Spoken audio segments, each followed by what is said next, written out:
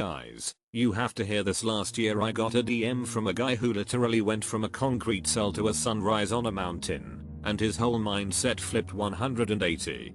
He told me he'd been locked up for a decade, counting bars instead of sunrise, until one night a tiny crack of light slipped through his cell's tiny window. He said that sliver was the first thing he ever really noticed, just a ghost of daylight, barely there, but enough to remind him that something beyond those walls existed.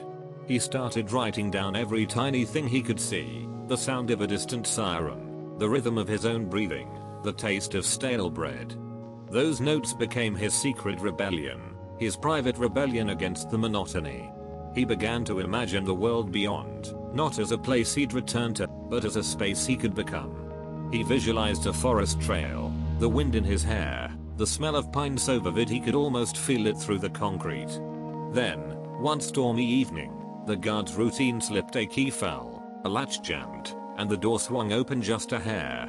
He didn't run. He paused, heart pounding, because he realized he couldn't sprint into freedom when his mind was still chained.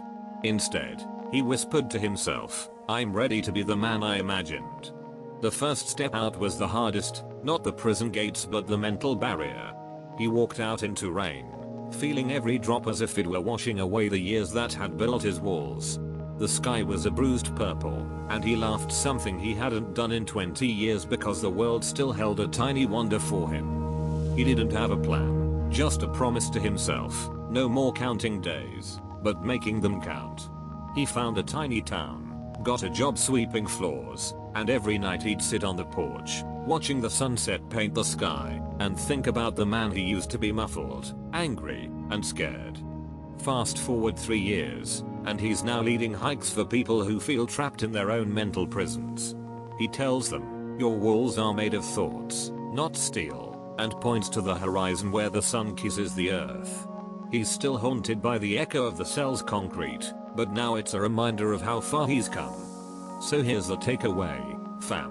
Freedom isn't just a key turning in a lock, it's a mindset shift, a decision to rewrite your story even when the world tells you you're stuck. If that guy can turn a prison cell into a sunrise, you can turn any setback into a stepping stone. Stay curious, stay brave, and remember, the light you're chasing might already be sneaking in through the smallest crack. Let's go paint our own horizons.